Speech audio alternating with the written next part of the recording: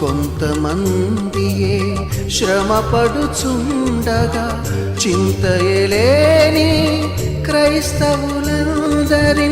పంపుము దేవా, పనివారలను పంటను కోయుటకు, నేడు పంటను కోయుటకు.